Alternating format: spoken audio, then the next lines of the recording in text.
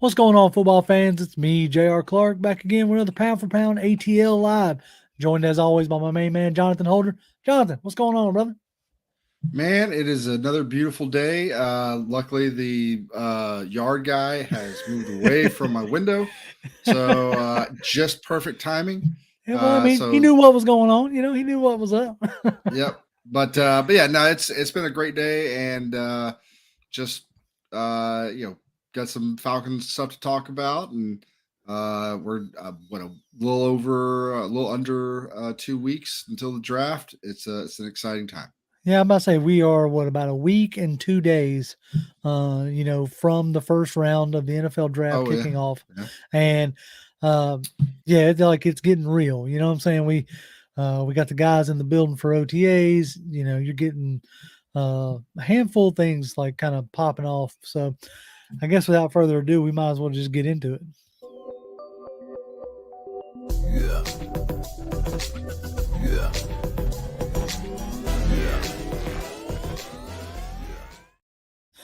All right, man. So everybody wants to know what is popping, what is popping. That's what Mr. Tony Wright was saying. And initially, right off the bat, we're going to talk about the fact that it is OTAs. OTAs started yesterday. We got to see a lot of the new faces come into the building. Uh, Yep. you got to see like Jesse Bates. It was not a dream. Uh, he was, pumping iron in the Atlanta Falcons weight room, along with, a reinvigorated, I guess you could say, or newly invigorated QB1 Desmond Ritter walking into the building.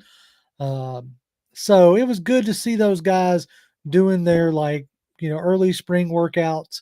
Obviously, we're not going to be able to garner too much off of OTAs other than seeing the guys come into the building. Grady Jarrett with his little signature smirk going on. So it was good to see um like to have the team have something to put out there like social media wise kind of thing. Yeah, had that. They've been slow drip feeding us the numbers, the new numbers. In some cases, mostly they've been doing it for a lot of the newer guys. Um, though today we did get a couple of folks from last year. We got their number changes. Mm-hmm. Um, got the first zero. Right. Uh, Yep. Zoe Carter with yep. the number zero. Like I saw people on Twitter already kind of grabbing that one in a sense. Yeah, Zoe. Uh, when it got announced that Ritter went to back to his college number 9. Yep. So I kind of made a joke, or not a joke, but I kind of made a statement saying that the Falcons aren't going to take a quarterback because they're just they're hyping up Ritter so much. Now, I say that in jest, fully knowing that the social media team has nothing to do with the front office and vice versa. They don't have any kind of inside scoops, nothing like that. So, but I do think it's funny that they're putting all these graphics and stuff together with you know Lorenzo his number changing to 0 and Ritter's number going from 4 to 9. Um, getting the fan base pumped up about it. And I do think it's kind of funny. Tony Rice says 9 days until the number 1 draft. Now he goes on to talk about the draft day movie, but 9 days until the draft, and Ritter, announces that he's switching to number 9. I thought that was pretty Yep. cool. Yep. Um, And it looks good on him. And yeah, I he had him and Lindstrom had their first press conferences today as well. right. And I really liked his answer when somebody was like, what do you think of did you hear any of the stuff about everybody talking about the Falcons quarterback room has um, you know, a dearth of talent and they need to go get a guy and this and that and the other. And his response was like, yeah, I have a TV in my house, so yeah, I heard it. It puts a chip on my shoulder, but I'm just going to go out here and do the best I can. And it's like, I really hope everything we've heard about this guy to this point is he's worked for everything that he's gotten. Right. Like he didn't come into Cincinnati as the starter, the heir apparent. He had to work to get there, and he's just been nothing but the hardest worker. We heard Terry talk about, like, so I asked him, like, have you reached out to Ritter, like, what's he doing? He's like, every time I talk to that kid, that he's working on something. Yep. So he's feels like he's hungry.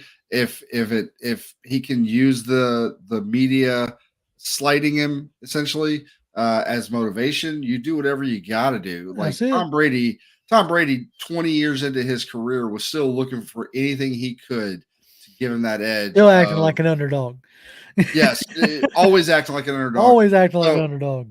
no matter how many Super Bowls that man wins, he's always going to feel like somebody doesn't believe in me. That's I it. gotta make him. I'm gonna make him believe in me, and that's hopefully what we're gonna get out of Ritter. Doesn't, even if he really believes that, doesn't mean that he's going to do it, but it can't hurt if he's having that kind of mentality. So And the thing, with Ritter, and we've talked about it to death over the offseason, and depending on what they do in the draft, we'll probably continue talking about it, is that he possesses all the intangibles that you want out of a player.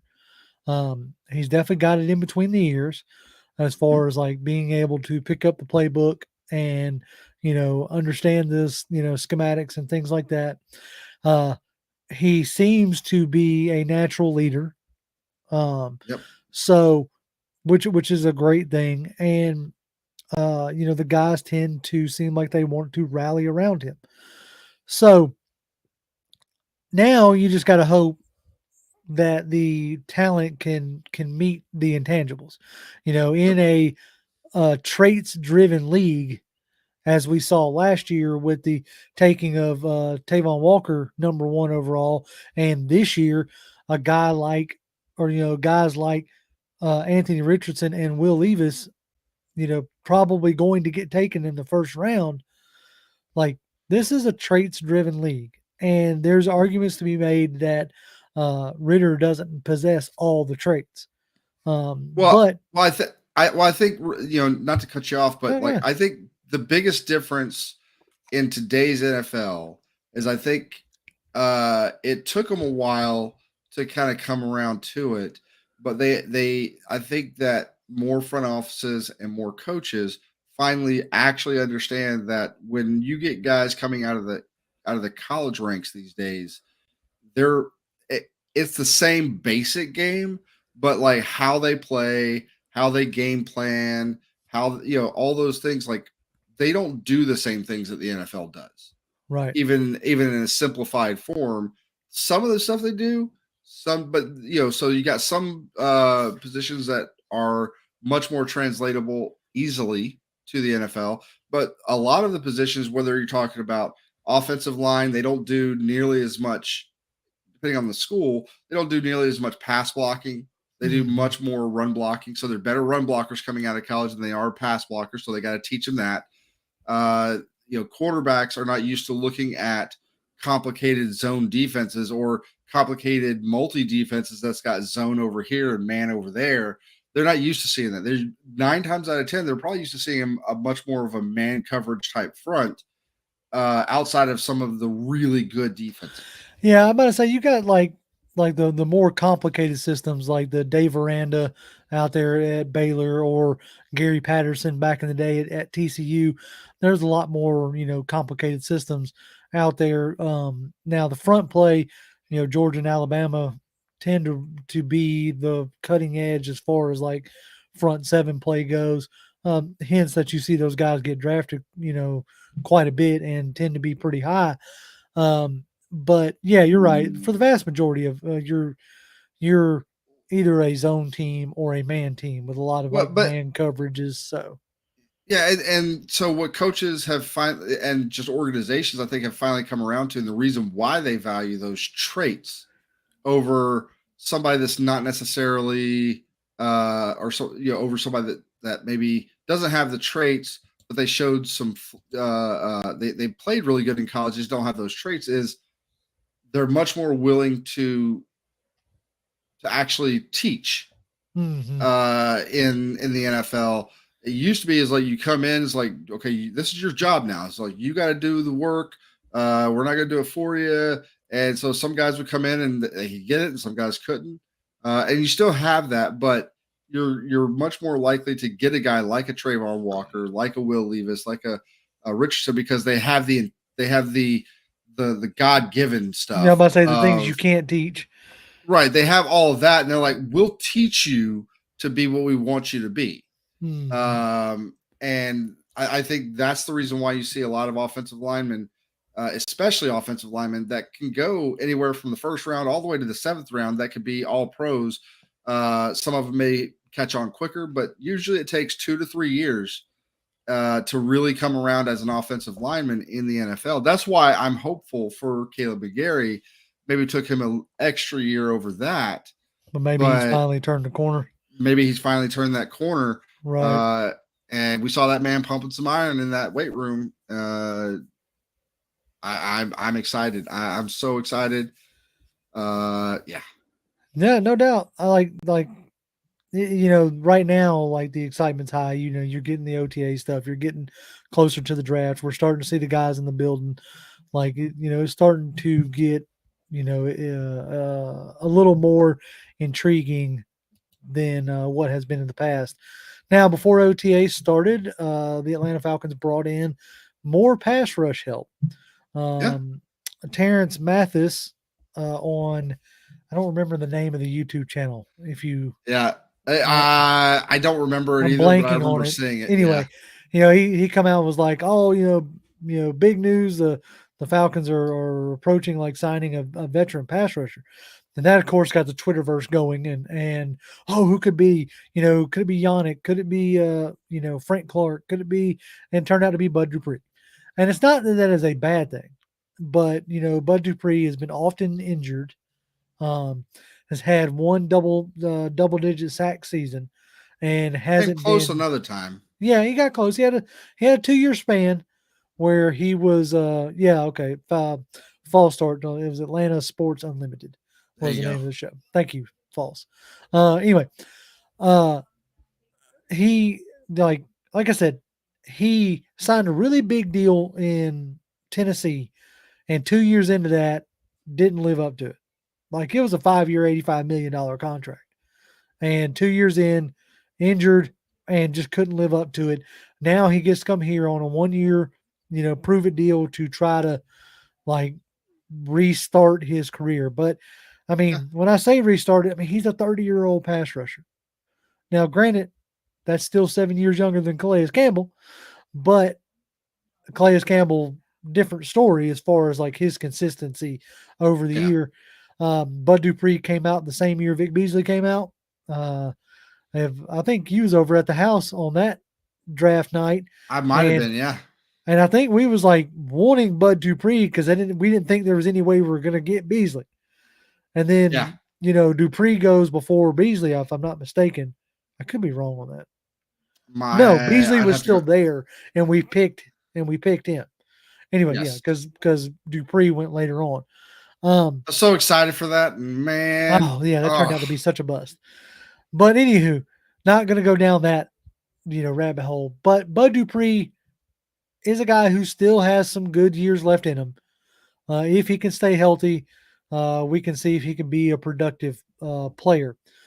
So, well, like I said, we'll see. You know, Chris is saying Bud Dupree turned down a 2 year offer from Pittsburgh to come to Atlanta, and I well, didn't see that. yeah, it was Daniel Flick did a article, SI article, and he Okay. basically talked to Bud Dupree, and he said he had a 2 year contract from Pittsburgh. Pittsburgh didn't want to offer a one; they wanted to offer him a two. He Okay. wanted a one, and so when Pittsburgh didn't offer him the 1 year contract, he came to Atlanta, signed the contract with us, obviously, uh, because he wanted the 1 year contract to do specifically what you talked about, which is come in, try to show that he still got it, can get another bite at the apple in less than 2 years to in the free agent market to try to get more money. Yeah. So like I'm excited because again, yeah, he was injured, and so he kind of hasn't really, it's maybe taken him a little longer to kind of get back on track from his injury. I'm hoping maybe we're, kind of like with Jeff Okuda. You look at last year, Jeff Okuda, he was probably his best year as a pro. Right. Uh, and then now that's not necessarily the case for Bud Dupree, but he's had a couple seasons now. He's going to come to Atlanta. He's going to have plenty of talent around him. He doesn't have to be the guy. He just has to be a guy that produces enough to get a good third contract. Or yeah. Right. Right. So No, yeah. You're 100% right. I completely agree. Now kind of curtailing off of that, King asks a really good question here. He says, quick question. Thank you for raising your hand there, King. He says, I think Ryan, talking about Ryan Nielsen, is a 4-3 guy, if I'm not mistaken. But how is it looking? Are any rumors that we're going to be mainly a 3-4 defense? Now, the reason why I pulled that, not necessarily because, well, okay, I think we're making a lot of assumptions about Ryan Nielsen. Yep. And which is the only thing we can do. Okay. Just like with Arthur Smith, when he first came from Tennessee, we made a lot of assumptions about how he would want to build this team. There's still being a lot of assumptions made. Like, I know we're going into year 3, but I really feel like this is the first year that they've had a chance to really build the team the way they wanted to. And so it's going to be interesting to see how it is going forward. Everybody that wants to say Arthur Smith is like predominantly run heavy, like I challenge you just to go back and look at, the first year he was here. He had an offense that was more curtailed to the roster that he had. When he was in Tennessee, he wasn't necessarily run heavy. He was very balanced. I think that he is striving for more balance than he is one way heavy or the other. But anyway, you were asking about Nielsen. How that relates to Nielsen is we don't exactly know what he wants to run. Like, is it a deal where when he came in and was talking to him, like, hey, look, we've already started down this 3-4 path with Pease in his base. Like, can you kind of keep that hybrid? Because that's the one thing that we've heard them say. They want to be a multiple front, a hybrid defense. Yep. Us fans are the ones who get locked into the 4-3, 3-4. What's the scheme when, what you got there? It's like I basically want to fill the defense with multiple types of guys so they can play whatever front that's needed based on the opposing offenses. Right. We haven't had the depth to do that the last 2 years. Absolutely. Like I think that if you're not able to or don't do that, then you pigeonhole yourself into a certain defense. And if for whatever reason the opposing offense just has your number and you want to try to change things up, now you're putting guys in positions where they're not at their best point for success. That's the thing. Is it's the ability to be able to attack an offense how you need to attack it. And somebody, I can't find the comment now. Okay, here it is. It was Bubba Gump. It says defenses are primarily nickel. This is a very true statement. I feel like we have been saying this for a few years now. It's not just us that say it. Like everybody says it.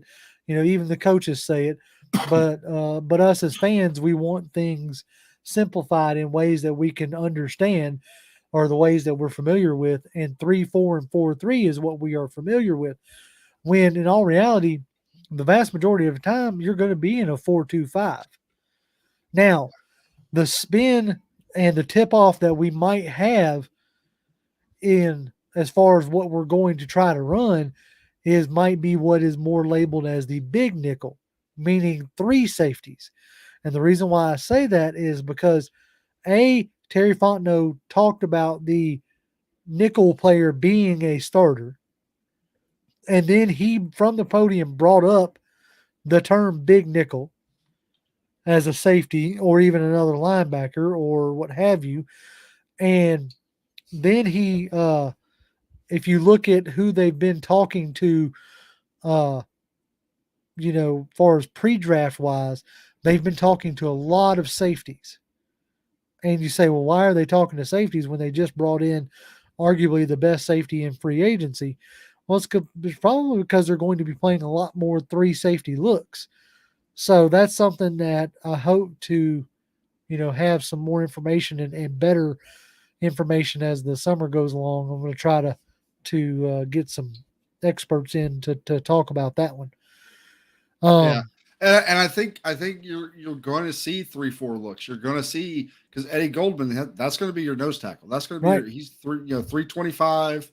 He's going to be your big guy in the middle. Then you're going to be flanked by either uh, uh, Grady and Onyemata, or Grady and Calais, or Calais and Onyemata, or whatever. They're gonna bring those guys in. And then when you're in obvious pass rushing downs, you're probably going to see a front that looks like Grady and Onyemata in the middle, Calais on one side, and then one of Carter, Ebiketie, Malone, maybe a draft pick if we go with a pass rusher.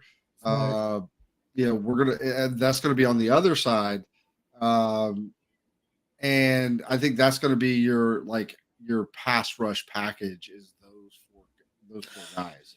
So Yeah, no, I think I tend to agree that you're going to have, and then depending on who you pick, if you go with a guy like Van Ness or somebody who's a versatile, bigger D lineman, him or Wilson, you could possibly see like a NASCAR package of like Grady Jarrett and you know whoever that rookie pass rusher is, with Carter and Ebiketie or what have you, whatever aspect thinks that they're going to get home.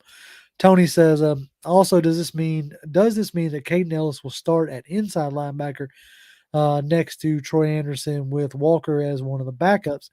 And in the draft, will we get another linebacker? Maybe one of the two fourth rounders. The draft thing is very possible. The Caden Ellis has been an interesting, like trying to figure out what we're going to do with Caden Ellis has been very interesting because he played a good bit of time on the line and at New Orleans. And so I would imagine the guy who, figured out how to use him more or less would continue to do some of the same things, but then makes it like Fred here talks about Nolan Smith will be the pick at 8. That makes Nolan Smith the pick, if that's the pick, a very interesting pick because it almost becomes slightly redundant. If Caden Ellis's best asset is being on the line and being able to rush, and if Nolan Smith is considered one of the more explosive edge rushers in this draft, like, are you going to line up them opposite each other? Neither one of them are really big enough to set the edge. yeah. Like, it's just like that's all. That's been one of the last few days I've been really trying to figure out. If you do go the route of Nolan Smith, how do you go about using him? Like, does he just start as a designated pass rusher, or are you just going to play him as a Sam linebacker?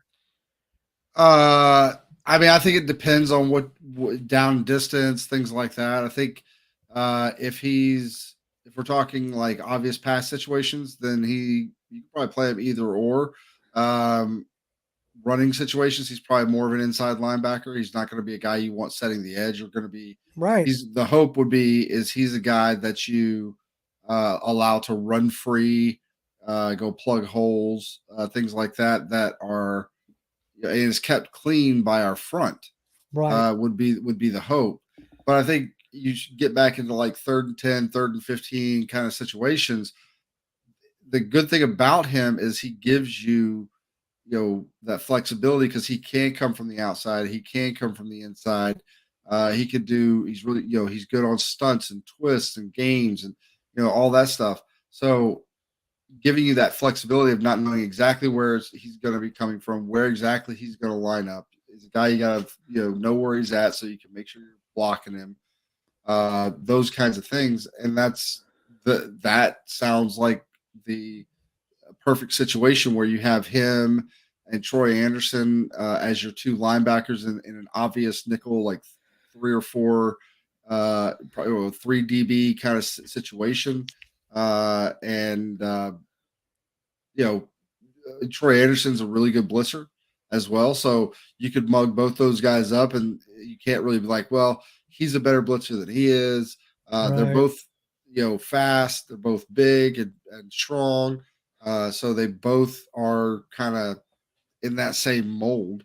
And they can both do it from inside, outside, twists, all that kind of stuff. So the potential is there for just a lot of variability in how we go about rushing the passer. Yeah, Millie Mills says that at the same time, JR, what are we going to do about Michael Walker if we get Nolan Smith? Michael probably end up riding the bench. I mean, I hate to say it like that. If you go Nolan Smith and you have Caden Ellis and Troy Anderson, I think at that point in time, like Michael Walker just becomes depth, and he becomes a core special teamer. And if he can carve out usefulness that way, if not, at the end of this season when his contract's up, you let him walk. Yeah. Because right now unfortunately he's been way too inconsistent in his play, which is really sad because the year he came out, I felt like he could have been like a poor man's Isaiah Simmons, very versatile player, but maybe that versatility didn't allow him to hone in one way or the other. And of course, a regime change didn't necessarily help. Right. And it's also possible we could be seeing, let's see what happens through training camp and OTAs and stuff like that. But this will be his second regime change since he was drafted. Maybe this particular coaching staff can get more out of him. Right. Chris says, I personally down with Lucas Van Ness or Skorinsky unless someone falls, but I think all the trades at the front of the draft is just smoke. Possibly on that part of it. Now, I wanted to touch on Skowronski for a second because Tony also says if he's available, Tyree Wilson should be the pick. If not, draft the left tackle, left guard Skowronski with the 8th overall selection. Skowronski is a guy that Skowronski reminds me of like chicken soup, or somebody I called love him chicken soup. Right, somebody called him custard earlier. I will not be mad, but at the 8th overall pick, you want a head turner. Like you want somebody that even Chris Lindstrom was the 13th pick when we had that. Yeah. Like even that was borderline like, okay, I'm glad we got him, and I'm glad we got him, But at the 8th pick, it's like, man, you want but hold on, let me finish out my full thought. And then but say you plug him in at left guard, right? Because that's what everybody's saying. He's got 2 shorter arms, yada yada yada. If you pick him, he's a guard. So let's say you plug him in at left guard, and like Lindstrom, he's your left guard for the next 10 years. Like, ain't nobody gonna be upset, So, and Jay says I need somebody who can make an impact, day one or impact year one at 8. I'll say this, like, if he comes in and solidifies that left guard position, then and you ain't got to worry about that no more. Like, then guess what? That's impact, especially if we are going to be a run heavy, run focused team with a young quarterback. That's impact. I'm not going to diminish it. Yeah, and it's I will probably say, and some people are probably going to disagree with this. Right now, while it's not the sexy pick, probably the absolute safest pick, while having the smallest degree of being a bust, that you could pick at 8 on day one and be and expect it to be a good thing for your team and be contributing day one, if not minute one, is probably Skowronski. Like, and just exactly like you said, I saw this on Twitter today. People were like, frowny facing it and all sorts of stuff. I'm like, look, if we is he the sexy pick? No. Is he the head turner? No. But the trickle down effect of getting a Skoronsky, and he pans out the way almost everybody thinks he's going to. And if it's another Lindstrom, everybody thought he was going to be great as well. He turned out to be great. Right. This guy, nobody has any illusions that this guy can't play. He's about as plug and play as you get. You put him in there, and it's like, yeah, I'm going to be a little like, okay, we didn't get Tyree, we didn't get Jalen, we didn't even get Bijan, we didn't get the high powered this and that and the other. But what I just think in the back of my head, I just start thinking, I'm like, we are going to mash the hell out of some people. Oh yeah, and that makes me excited because that trickle down is he comes in, he's a better pass blocker already than who we had last year. He's a better run blocker than who we had last year. Plug him in now. The run, last year we got most of our really good runs, a lot of our really good runs off the right side. We got some off the left. We got a lot off that right side. If you can now do it to where you can pull off those big chunk plays, can go either way, and you have better pass protection, that allows your young quarterback that when you do ask him to drop back and pass, he has a much cleaner pocket. He has much more time. He's able to go through his progressions properly, find the right guy, get him the ball. And on top of that, we saw the stuff, the stats for last year with regards to on target percentages. Right, 75, over 75. It was like 75.4% or something like that. The only one that had any higher was Trevor Lawrence. Yeah, and everybody's like, well, how many games did he play? I was like, that's why you use a percentage.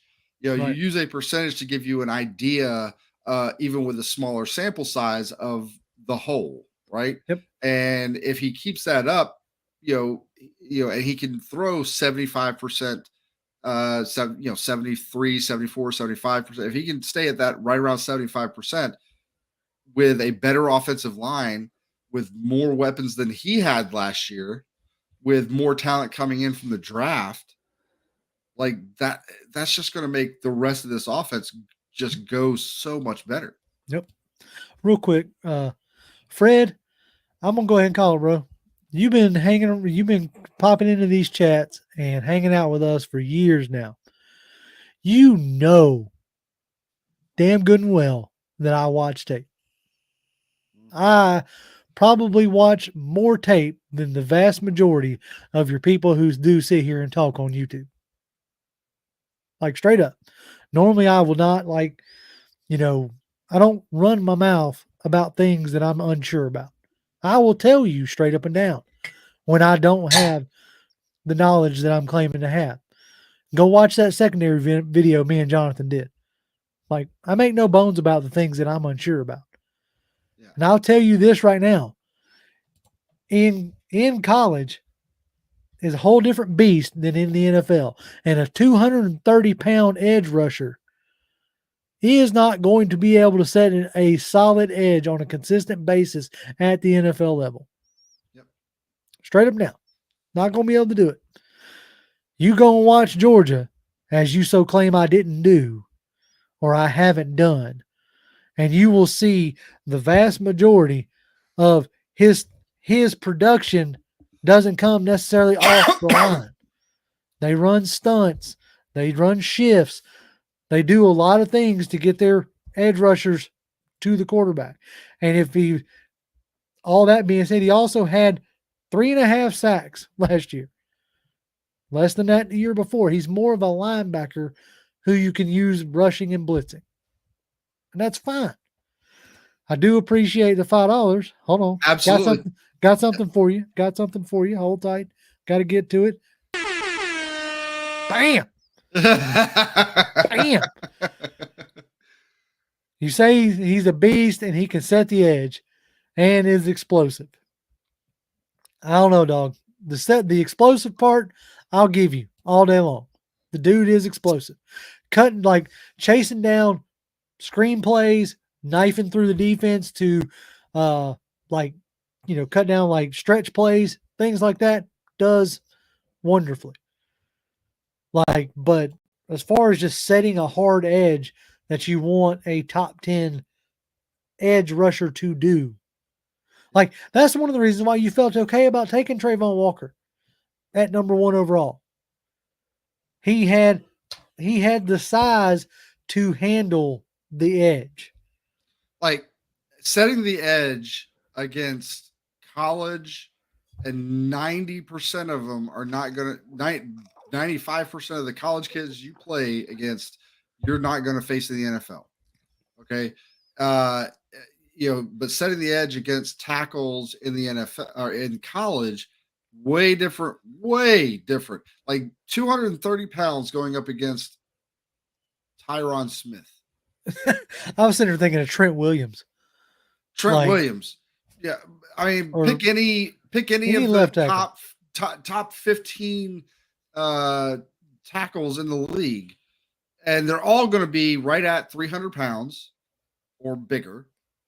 And they're all going to run really well for guys their size. And they're all strong as an ox, as strong as he is, if not stronger.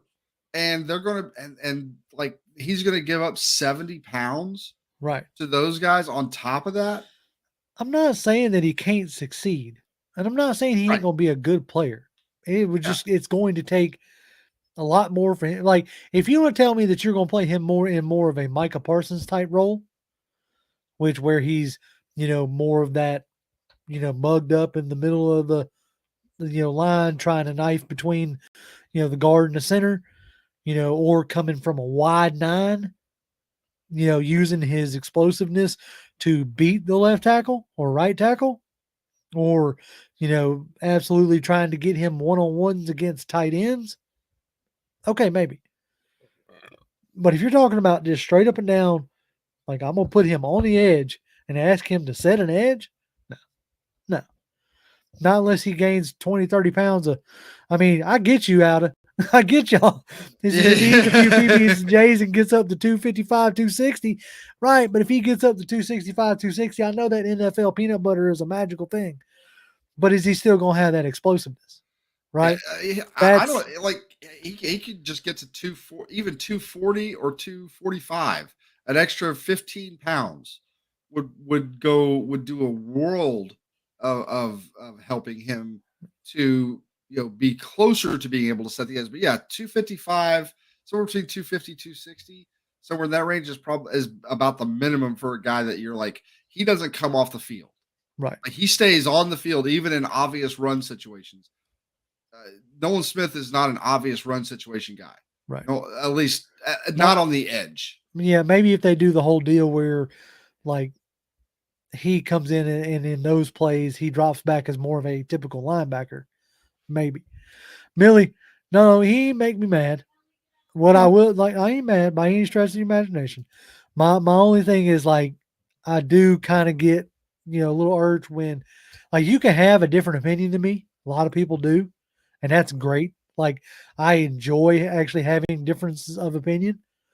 But to then come in and like I don't question whether y'all put the work in or whatever, and I feel like when y'all come in here into this draft or in these chat rooms to chat with me and Jonathan or whoever else we have on is because you feel like, we do put in the work to be educated.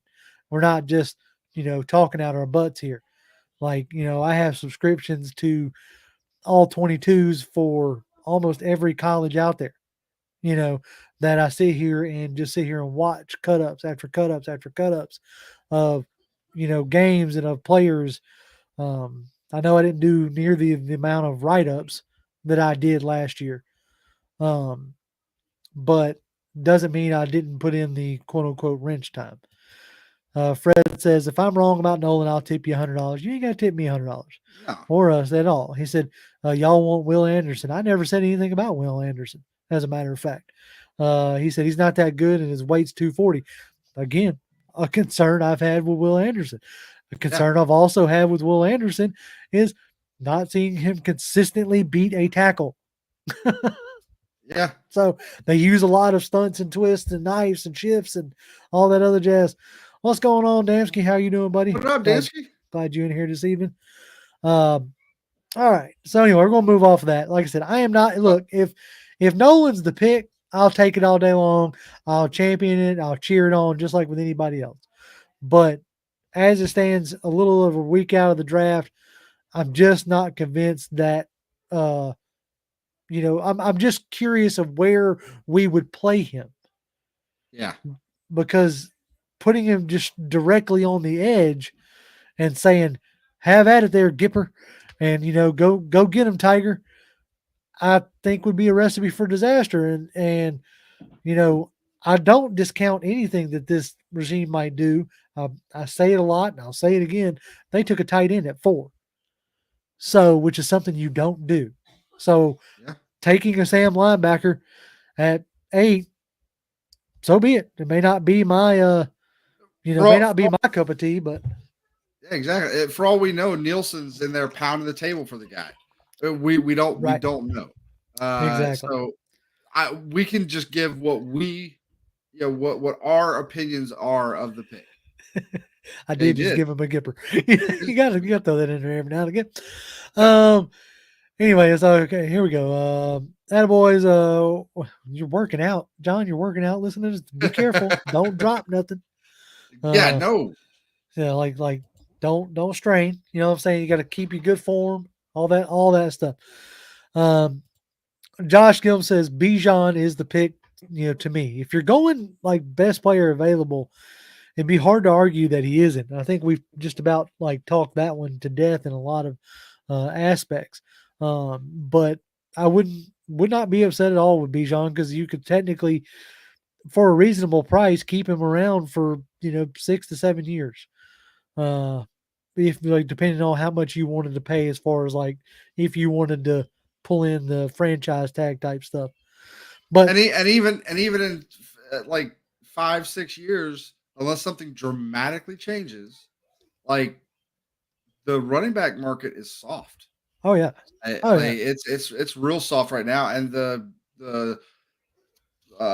cap is going to potentially go up to like 250 next year. There's all kinds of like the potential money part, space by the time we get to that point. right? Now, to Reggie's point, you can get a running back in the later rounds. Of course you can, Yeah, straight up and down. And to that point, we had in another running back uh, in for a visit now. I think that makes Gray. 3. Yeah. Eric Gray out of Oklahoma came in for a visit. Real good shifty back. Got a lot of, I can guarantee you this. I said it on Twitter and I'm going to hold my guns. We're not coming out of this draft without a speedier back because they've looked at Keaton Mitchell, they've looked at Tajay Spears, they looked at Eric Gray. Um, like all those guys are faster guys than Tyler Algier. And if you go with Bijan Robinson, who I think they've had a talk with or whatever, I don't know if he's been in on an official visit, but if they go with that, he's a faster back. So they are looking to add speed. They are. Josh here is like, we're a run heavy team. Potential all pro running back moves the needle more than a potential all pro left guard. I, yes and no. Like, yes, he moves the needle in that he's a splash move. He's that splash move of like, oh, we got this guy, and it's very tangible and it turns heads. Some people it's going to turn heads. Like, what are you doing taking running back at 8? Or if we trade back to like 11 or 12 or something like that, and we still take him, some people will be like, you should have waited till like the 20s, or you should have just waited till later, whatever. But that's going to turn heads one way or the other. Yeah, Skoronski will turn heads because a lot of people are probably going to be like, I mean, he's he's good, but he's a left guard. What are you doing taking a left guard that early in the draft? right. But you bring, like we talked about earlier, you bring in Skoronski, and then you bring in some guy. Maybe you do Chardonnay later on. You do Tajay Spears later on. You do Right. some of these other shiftier backs. And now you got your Thunder and Lightning, and you have, if things work out right, we got one of the best offensive lines in the league, especially run blocking. Like think And now about all those guys are going to look good. right. I'm about to say think about Zeke Elliott when he first came in the league. He was behind that, almost impenetrable Dallas offensive line that had so many first round picks on it that they were blowing open holes that I could run through, not for as many yards, but I Yeah. could make it through it. Probably some. Emmett Smith is a Hall of Famer because of that Dallas offensive line. Well, we're talking about two different Dallas offensive lines. I'm talking about I no, I understand, but I'm saying the yeah. Dallas Okay. offensive Yeah. line Yeah. he had Right. at the time, and it was a different era, so they were able to keep those guys together for a lot longer. But Yep. those guys, that line he had was so great. Like Emmett Smith, if he had been behind just about like a league average line, is nowhere close to the back he is now. That's it. Uh, That's what I love about this game. Is this game is a team sport all the way around. If you have a weak link just about anywhere, it's going to be noticeable, and you're not going to be able to hide it. So you have to have a fully, uh, cohesive team. Millie says, "Jr. I was watching some of that Michael Wilson out of Stanford. I like that dude. I'm kind of torn between Dell, Tillman, Mingo, and Wilson. I think we'll probably land one of them. Yeah, I really liked Wilson. Like he had some injury history in the in college, and also some inconsistent uh, quarterback play. But what I saw down there at the Senior Bowl, really liked Michael Wilson. He had really good like reps, like consistently, and then showed up in the 7-on-7s and 11-on-11s. So I wouldn't be upset with Michael Wilson, and I also wouldn't be upset with Jonathan Mingo. Like Mingo yeah, really gives me some. Uh, uh, People say AJ Brown vibes. I don't know if I necessarily get AJ Brown vibes, but it's that type of receiver, which, you know, Smith having AJ Brown for a few years, you definitely could probably, see him taking a look at Mingo. And I really like what I saw from Mingo down and there at like the Senior Bowl and his tape. yeah, the biggest problem I have, like as I've gone through and done some mock drafts over the last few weeks, and I get to like the third or fourth round, I'm looking like, okay, what wide receivers are available? The guys that are there are like the Tyler Scotts, the Tank Dells. Right. Those guys are super fast, super speedy guys. If that if that's problem is, all those guys are super tiny. Yeah, they're little. All those guys are like 5'10", 5'11", 5, like maybe 6 foot, and they're all like 177, Yep. 180. Yeah, they're little dudes. They're fast, but they're little. But like Mingo's got some size to him. Michael Yeah, Wilson's got some pretty good size to him. Jaden Reed's got some pretty good size to him. I feel like we're going to A.T. come out. Perry. Yeah, A.T. Perry's got some size to him. So I think we're going to come away with one of those guys for sure. Um, I wouldn't uh, be mad. I wouldn't be mad at Jalen Hyatt or Jonathan Mingo. Either yeah, one of those guys, I'd be good with because they're both bigger guys. They both have the speed. They both have the well, at least with Mingo, we know he's got some really good body control. right. Um, Yeah, and Mingo does they have some very good body control. and like I feel like those guys, while they may not have been asked to do it a lot in college, would probably be just fine doing like run blocking stuff if for the reason that they've just got bigger bodies.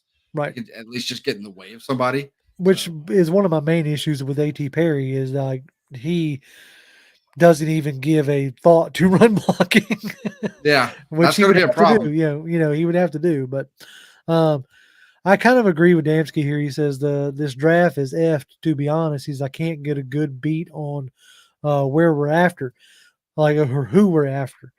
That much is for sure. Like I've been as we're getting closer to it, I've been trying to keep an eye on some of the guys like Daniel Jeremiah, who tends to do his mocks based off of what he's hearing.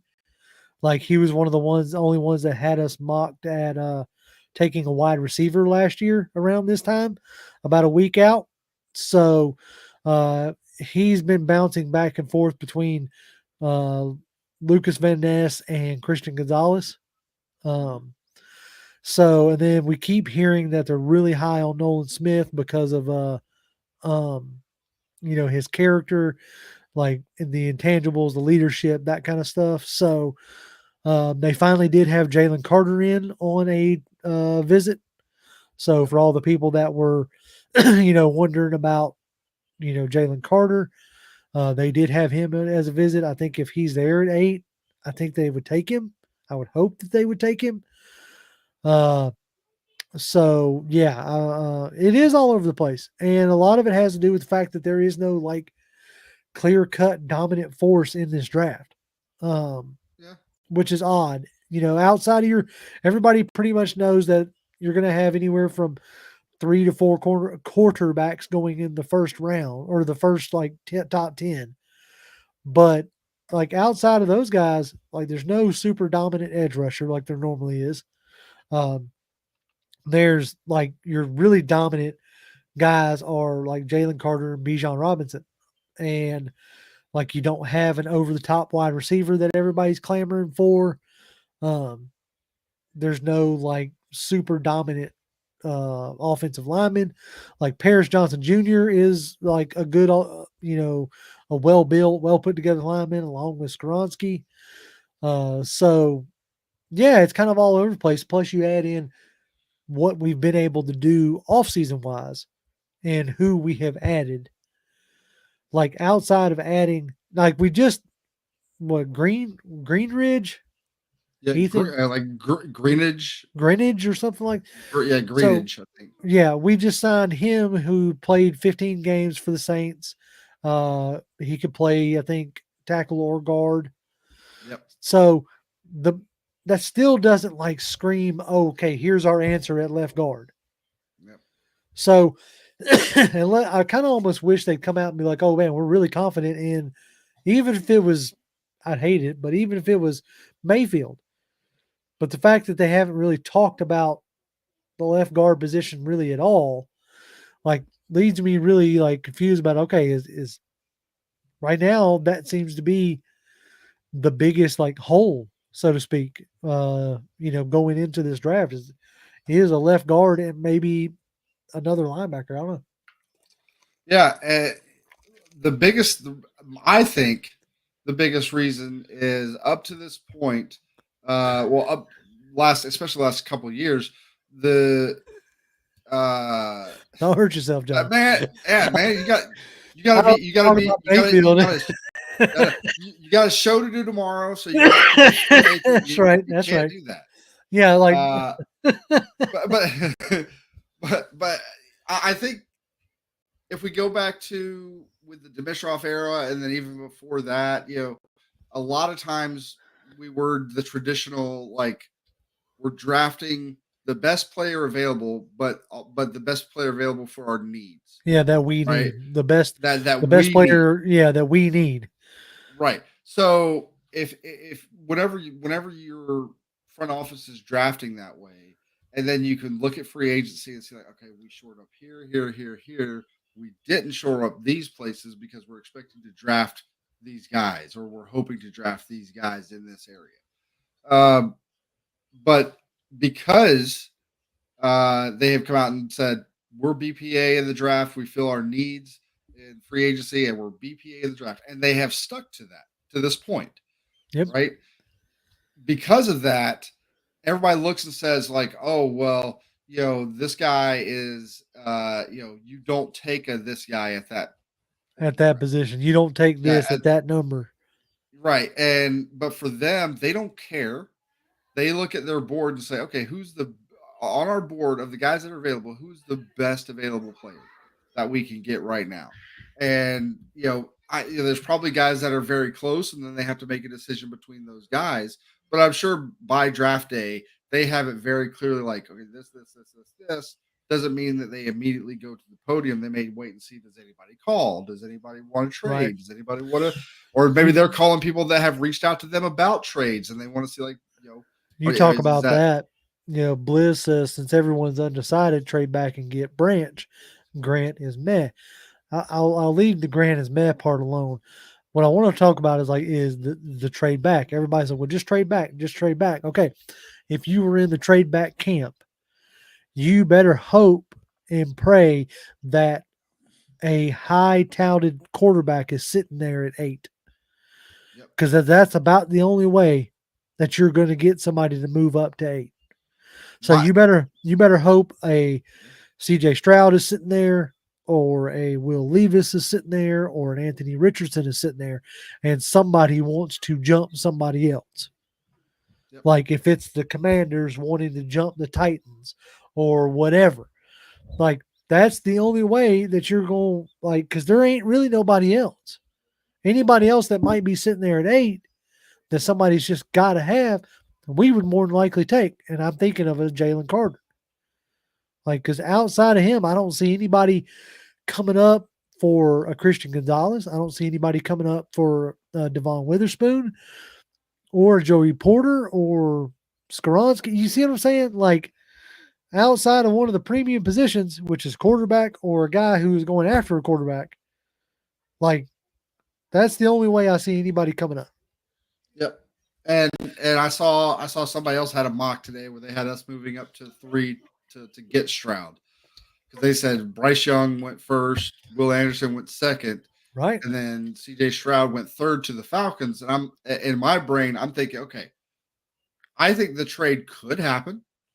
Oh yeah, it's not out of the realm of possibility. If they are absolutely in love with and have to have a guy like either Jalen Carter, Tyree Wilson, I would say those are the two guys right now that if they were going to trade up for, those are the two guys that they're looking to grab, or one of those two guys are looking to grab. And for my money, right now, like I'm if I move to 3, I'm moving to 3 to probably pick Tyree Wilson. Like that. That's what, like, if the trade happens, I want it to happen for Tyree. Like I guess I hope he falls to 8. Right. Want to have to go there. I but think if the trade does happen, that's who I hope we will pick up. I think if you move from 8 to 3, if you move up 5 spots, I don't know what the table compensation for that would be, but we're going to go ahead and assume it's a first for next year. Like, you're going to go ahead and assume it's a first, like you're swapping first. It's a first next year, maybe one of the fourths this year. Then I think what I saw today in their mock draft, they were giving up. That doesn't mean anything. Yeah. But they obviously swapped first, gave up a fourth this year, and no, I'm sorry, I think a third this year and a fourth next year. That might be, like, if we don't have to give up another first, that might be doable. But if we move up, to me, the only 2 scenarios that I can really see is Jalen Carter or CJ Stroud. Like, I get you what you're saying with Tyree Wilson, but, like, to me, there's a difference in grabbing, like, in sitting at 1 that Jacksonville was at last year and betting on a traits guy, then trading up and taking a traits guy, like giving up assets to get a traits guy. Yeah. Like, that would, I ain't gonna lie, that would take a little bit of shine off of, like, how shiny Fontenot is right now. To me, like, I wouldn't be mad. It would almost, obviously not asset wise, but it would almost feel like the Julio Jones, like moving up to grab Julio, type deal. But I think if you're going to bet on traits guy in that aspect, I'm kind of with Chris here. Stick at 8 and get Van Ness. Because Van Ness is a traits guy, right? Yeah, I love Van Ness. Like, he, just looking at him when he plays, he reminds me. He's not as polished coming out. But yeah. He just and maybe it's just because he's in the black and yellow of Iowa. But he flat out reminds me of like a TJ Watt type of guy. That's what he reminds me of. Well, TJ Watt, he was that more like off, like fireball off the edge, like what is Van Ness is like, he's a power, he's that power guy who could, he's more of that, like, I'm trying to think of like, I keep wanting to say AJ Epinesa, and that's only because Epinesa came from Iowa and he was a similar type, pass rusher. He's got a good, like, first step. very like powerful hands. Just a strong, but it's like for him right now, it's like bull rush or nothing. With Van Ness, he's going to have to learn some moves. Bliss says, what position / player would the Falcons trade back into the first round for? Back into the first. Huh. I mean, I think if they trade back into the first, my thought is they picked up either an edge or they picked up Skoronski, and then they move back into either try to get Bijan if he falls that far enough, or Jameer Gibbs. I think those are the two guys. Yeah, I could see. I into. could see them moving back up, maybe to get Gibbs, or if for whatever reason Robinson's there. I don't think Robinson makes it out of the teens myself, but I think the more interesting question would be who would they trade down for? And I think that's when you get into the conversations of the Nolan Smiths, Bijan Robinson, even JSN, Jackson Nigma out of Iowa, not Iowa, Ohio. Dempsey's going to lose his mind if he hears me say that. Ohio.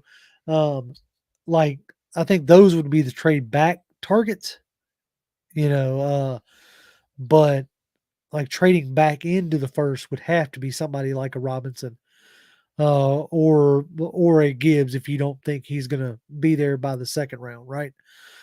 Yeah. Let's see. Then again, their trade back target might be a Skoronski or Paris Johnson or something. Right, Like or a Paris Johnson, like pick up if you could pick up an extra third, because right now you have your first 5 picks come in the first 4 rounds, and then you don't pick again until the 7th round, which is at 224 and 225, I think. So you don't have anything in the 5th or 6th rounds at all. So I could see them making a trade back, especially in like the 2nd or 3rd, and trying to pick up a 5th or 6th round. I think that could be a possibility. I'll be interested to see if they do actually pull off a trade down in the first. We haven't seen that. I can't even remember the last time we did trade down in the first. Only thing I've ever seen us do in the first is trade up. Right. And that was under Dimitrov. Dimitrov never traded. Later in the draft, yeah, we may have done it. Right. First round, we never traded back. We always traded up. But now, we were going to get a guy that we really liked. Like we got Richie Grant on a trade down. Because the pick that we traded out of was the Javonte Williams running back pick. So, like Fontenot has shown, but he's also shown that he'll trade up because you traded up in the 2nd round to get Ebiketie. Yeah. What do you William? What are you betting $200 on? Oh, okay, I see it now. He says Casey Hayward is not going to be starting when September rolls around. Who you betting $200 with, huh? And what's your idea of starting? We got to get some parameters on this $200. What kind of odds we getting? That's right. What's the odds? Willie Doc, we appreciate you. Hold on, Willie. I got something. Yeah, you. I got it. Go. I'm moving it. There you go. Dun, dun, dun. Willie says, great conversation. I have no idea what Terry Fontenot will do. None of us do. And that's what's making this fun is that we could go, like this team could go so many different directions that we have no clue what this regime is going to do, especially not at 8. Now, once you get past 8, I could easily see them taking like Cody Maw in the 2nd round. I can easily see him taking Felix something Uzmaza, the edge rusher out of Kansas State in the 2nd round. I could see him taking like Derek Hall in the 3rd. I could go through and tell you guys outside of the 1st round that I could easily see being a Falcon. But that 1st round right now is just like it's hard for me to nail down. It's hard for me to peg. Well, because like you said, there's just once you get past the top, once you get past the quarterbacks, and the obvious guys that are going to go, the my guess would be Will Anderson and Jalen Carter will be gone in the first five, no more than six picks. Would be Right. my guess.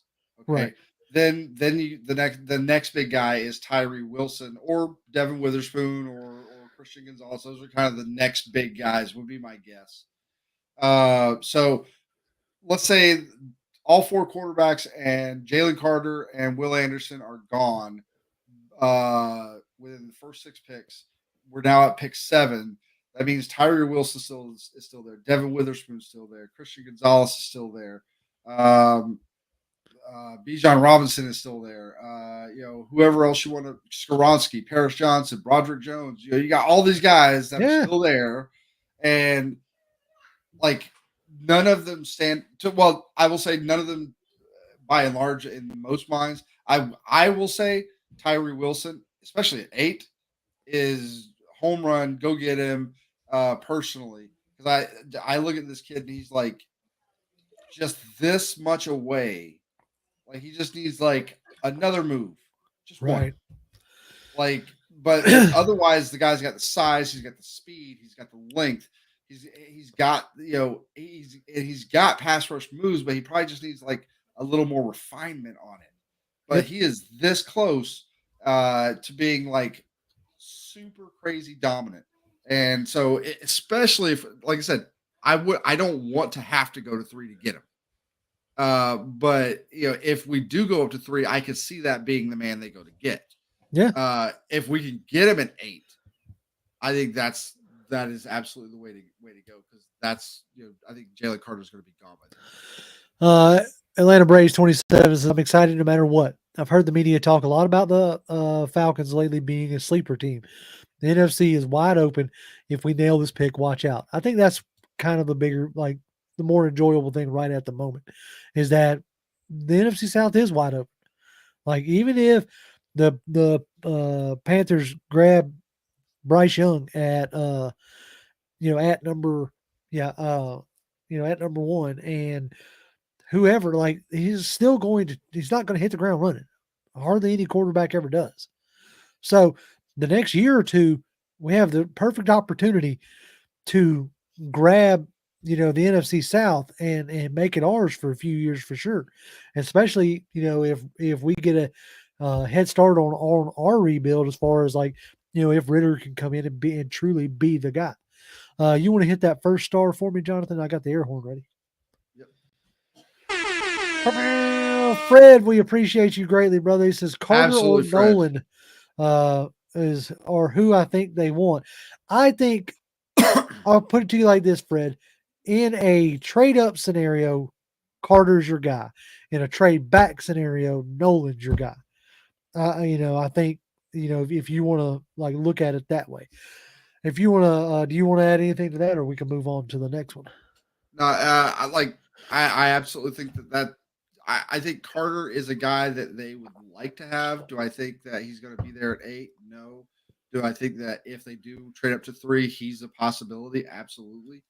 And then Nolan, everybody said, the traditional wisdom is he shouldn't be the pick at 8.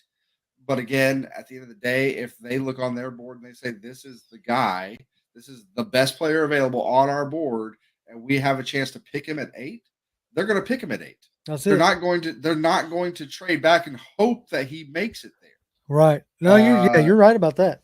Yeah, they're confident on it.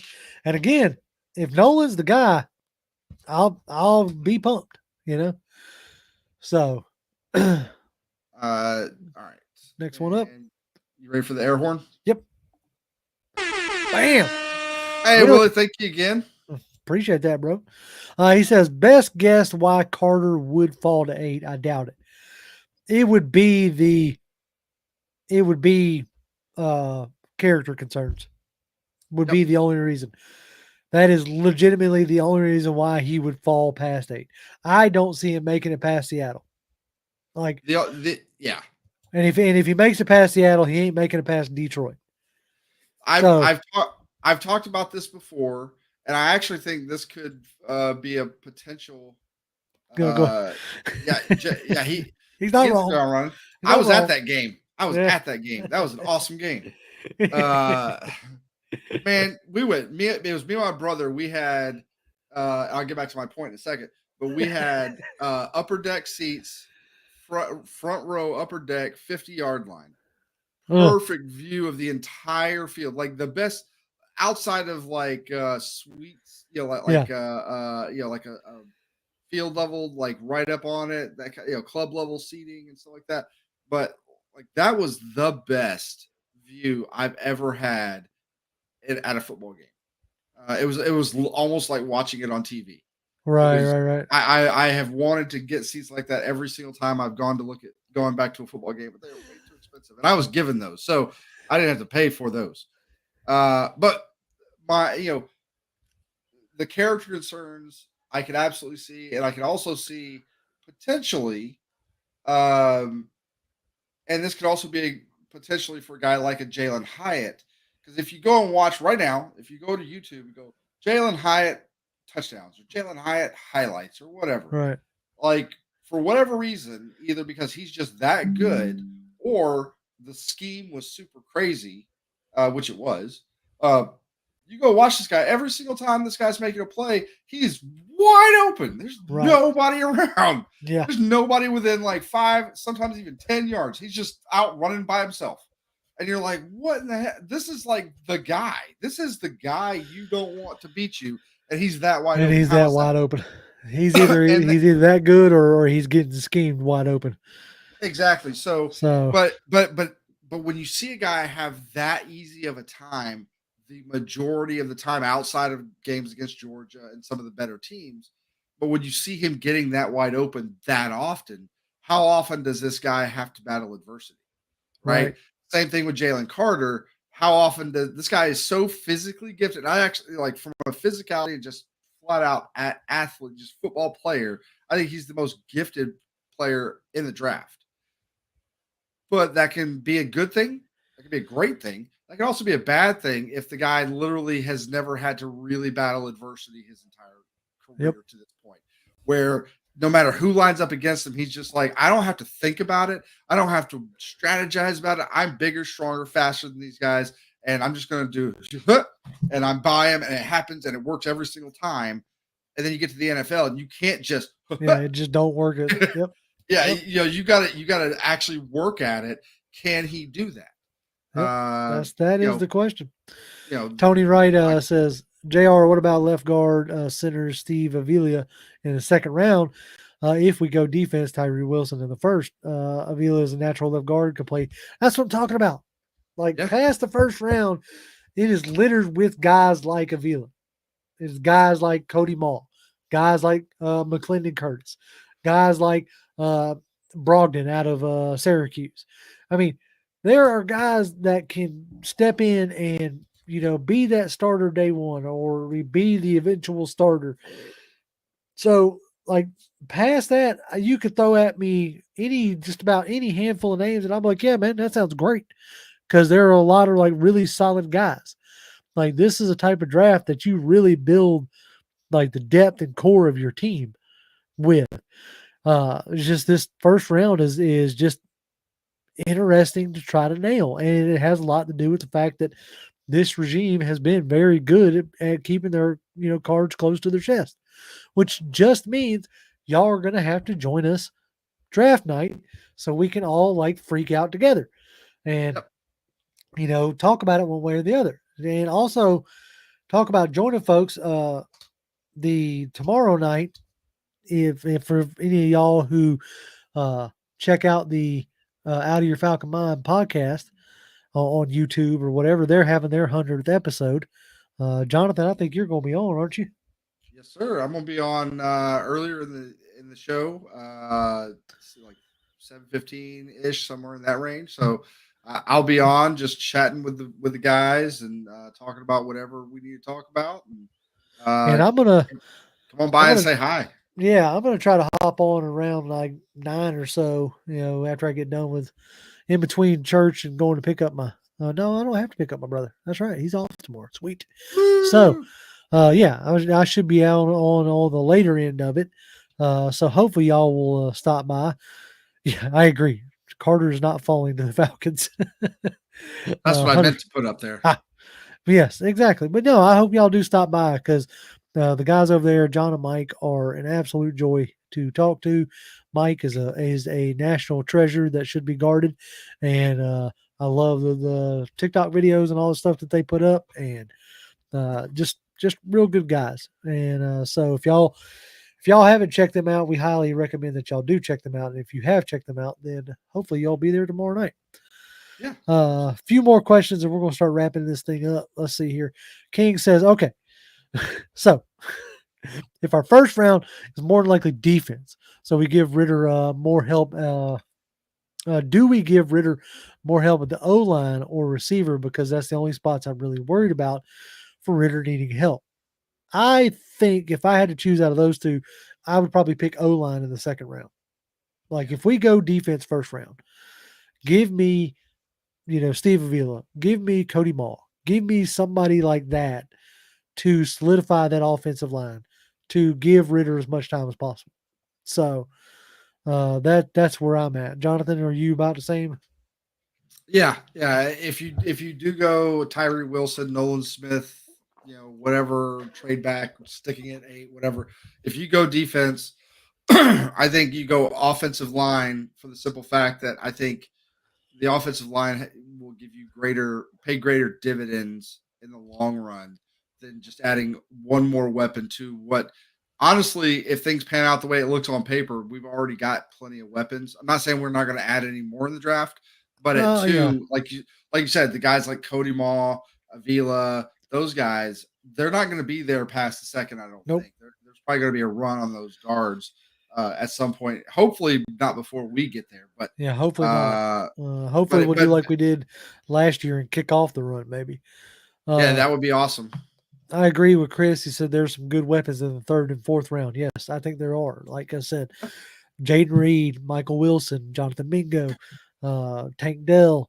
Like those are some guys who are going to be there in the third or fourth round. So that's just on the wide receiver front. Like I'm not even talking about uh, not even talking about freaking running backs. Like there are Zach Chardonnay, there's Tank Bigsby, there's Zach Evans, there's there's a ton. Even farther back, like one of the guys that I'm like sneakily like really into for two reasons. One, he's really good, and two, he's like doesn't have a ton of tread on his tires because of who he's been playing behind, and that's Roshan Johnson, I think it is. I said Roshan Johnson, Bijan's back up. Yeah, that dude, he's had less than 100 carries every year he's been at Texas, but he has produced. The guy he's not as fast. I think he's somewhere in the Algier range, maybe a little bit faster. But he's the same kind of big back that Algier is. So if your philosophy in the run game is I want to pound you, and then I'm going to bring in my backup, and then he's going to pound you, then I'm going to bring in my other guy, and then and we're just going to keep hitting you with body blows all day long. That's a guy that's sneakily, like, I think in a lot of drafts I see him, he's like ranked like 125th. Oh yeah. Like he's like 4th, 5th round. So maybe you do trade back in the first, get you an extra 5th, somewhere in that range, or an extra 4th. So you have 3/4, and you get a guy that maybe a lot of people are thinking he goes in the 5th round, but you get him in the 4th. You grab him in the 4th because you got extras. Exactly. Exactly. Millie says, like, don't forget about Tillman. Exactly. That's a guy that you could throw in there. Chris talking about one of my personal favorites, the running back from Pitt, Israel Bandakanda. Like you talk about a almost upgraded version of Tevin Coleman, that one cut go. He's got speed for days. Tony Rice, Tajay Spears, Keaton Mitchell. Exactly. So I think weapons are going to be had in the 3rd and 4th round. So I would love to see an offensive lineman. I think Tajay Spears, to me, and I mean, it's kind of hard for him not to be because Tajay Spears has been doing it for a while, whereas Avery Williams has not. But he's basically like an upgraded Avery Williams. Oh yeah, like he's a smaller back, but he's that guy that you want to get out in the flats, get him out in some space, let him do his thing, and then burn through, just burn up the grass at his feet. That's what you want him to do. Willie, we appreciate you greatly. He says, Absolutely. could you see could TFC passing Bijan as a passing target in number 4 or wide receiver 2? Yeah, like he Absolutely. very well could be. That's part of what I keep talking about with if you end up with Bijan, is you can't view him as just a back. He's going to be, a offensive weapon all the way around. So I think, and I think we did this in one of our drafts, one of our mock drafts.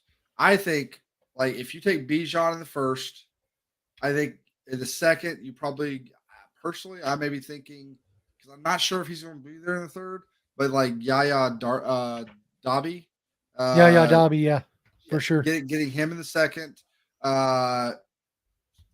know, go try to find another, either corner, safety, what have you, in the third, and then in the fourth, if he's still there, I personally would be down for like a Voorhees. I know he's injured. Yeah. Yep. Bring that guy. I was like stash that guy in. Yep. Yeah, stash him, and then you just make do with your Mayfields, Hennessy. I think is gone, isn't he? I know Hennessy's still on the roster. Okay, so make do with Hennessy, make do with Mayfield, whoever wins that, and then you come back next year and you bring in Voorhees, and that guy's he's gonna nail down that left guard slot. Oh yeah, I would take that all day, all day. Well, man, I think we have done it. We've done it quite a bit. We've done it for 1 hour and 23 minutes. I almost said 123 minutes. That's not right. 83 minutes. 83 minutes. So anyway, we appreciate y'all greatly. As always, keep an eye on the channel. This weekend we will have out Saturday will be our pound for pound official mock draft. So make sure you tune in for that, as me and Jonathan will battle back and forth and slug it out about who we think the Falcons are actually going to take, and we're going to do a full mock draft. What's up, bro? 2 men enter, 1 man leave. Yeah, it's me. Yeah, because I'll just hang up on you. I know where you live, man. That's right. That's right. Anyway, so like I said, keep your eye on the channel, because we're always just trying to bring y'all the fun stuff that hopefully y'all enjoy.